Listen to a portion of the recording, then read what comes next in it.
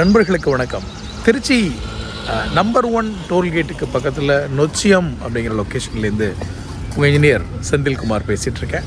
இங்கே நம்ம பண்ணிகிட்ருக்க ப்ராஜெக்ட் வந்து இப்போ இந்த பேஸ்மெண்ட் லெவல் வரைக்கும் வந்திருக்கு. இது இந்த மனை அளவு என்ன, இதில் என்ன வேலைகள் வாங்க பார்க்கலாம். இது ஒரு கிரவுண்டு இருக்கிற மனை, 40க்கு 60 அளவில் இருக்க மனை.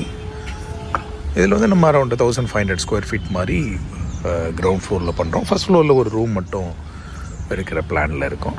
ஸோ இந்த 1500 ஸ்கொயர் ஃபீட்டில் வந்து நமக்கு ஒரு பார்க்கிங் ஏரியா ப்ளஸ் வந்து ஸ்பேஷியஸான ஹால், கிச்சன், 2 பெட்ரூம்ஸ் வர மாதிரியான அமைப்பு பிளான் பண்ணியிருக்கோம். ஹால் நல்ல ஸ்பேஷியஸாக இருக்கிறது நீங்கள் பார்க்கலாம். ஹால் பக்கத்துலேயே வந்து டைனிங், இங்கே ரியரில் கிச்சன் ஸ்பேஸ். இது வந்து ஒரு வடக்கு பார்த்த மனை. இங்கே வந்து சவுத் ஈஸ்டில் நமக்கு கிச்சன் அமைஞ்சிருக்கு. இங்கே வந்து நல்ல ஒரு bigger size bedroom with attach toilet plus இந்த பக்கமும் ஒரு பெட்ரூம் வித் அட்டாச் டாய்லெட். அது மேலே போகக்கூடிய படிக்கட்டு ப்ளஸ் அங்கே ஒரு சின்ன ஒரு ரெஸ்ட் ரூம். ஸோ இங்கே 3 ரெஸ்ட் ரூம் வருது. இது நல்ல ஒரு 1500 சதுரடியில் 2 பெட்ரூம்ங்கும்போது இது நல்ல விசாலமாக இந்த வீடு வரும். இங்கே சீலிங் ஹைட்டு கொஞ்சம் கூடுதலாக கொடுக்கும்போது நல்ல ஒரு தோற்றம் நல்லா கிடைக்கும். இந்த மாதிரி ஒரு கிரவுண்டு மனையில் 1500 சதுரடி கட்டுறப்போ நல்ல ஸ்பேஷியஸாக நமக்கு உள்ள அமையும். வீட்டுக்கு வெளியிலையும் போதிய அளவு இடைவெளி இருக்கும். பட் இந்த மனை வந்து நமக்கு ரோட் லெவலை விட எந்த அளவுக்கு இறங்கியிருக்கு அப்படிங்கிறத பொறுத்து பேஸ்மெண்ட் ஹைட்டு கூடுதலாக தேவைப்படும். இங்கே கொஞ்சம் வாட்டர் லாகிங் ஏரியாவாக இருந்தது. ஸோ இங்கே ஃபவுண்டேஷன் ஒர்க் வந்து ஒரு சேலஞ்சாக இருந்துச்சு. ஸோ எனிஹவ் இப்போ நம்ம அதெல்லாம் போட்டு நம்ம மேலே வந்துட்டோம். இதுக்கப்புறம் நமக்கு மேலே பில்டிங் எளிமையாக ரைஸ் ஆகும். இங்கே பேஸ்மெண்ட் லெவலில் நம்ம ஃப்ளேஷ் பிரிக்ஸு பயன்படுத்துகிறோம். இதுக்கப்புறம் நம்ம ரெகுலர் ரெட் பிரிக்ஸ் போகலாம். என்டையராகவும் ஃப்ளேஷ் பிரிக்ஸ் பயன்படுத்தலாம், தவறில்லை. ஸ்டில் நம்ம மேலே ரெட் பிரிக்ஸு யூஸ் பண்ணுறோம். பேஸ்மெண்ட்டில் உள்ள வெளியே பிளாஸ்டரிங் பண்ணிவிட்டு நம்ம இந்த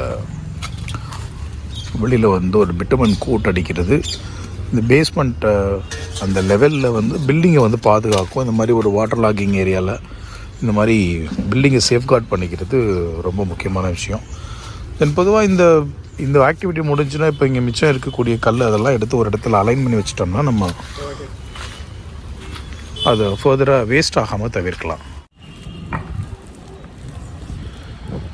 ஸோ இன்றைக்கி வேலை என்ன அப்படின்னா, இந்த காலம்ஸ் எல்லாத்துக்கும் நம்ம ஸ்டார்டர், அந்த பேசிக் ஒர்க் ஷூன்னு சொல்லுவோம் இல்லையா, அது பண்ணிவிட்டு இப்போ போதிய அளவு ஹைட்டு வந்து கம்பி இருக்குது. அதனால் நம்ம 7 ஃபீட் ஹைட்டுக்கு காலம் பாக்ஸ் ரைஸ் பண்ணுற ஆக்டிவிட்டி பாசிட்டிவ்லி பை நாளைக்கு நம்ம பிளான் பண்ணியிருக்கோம்.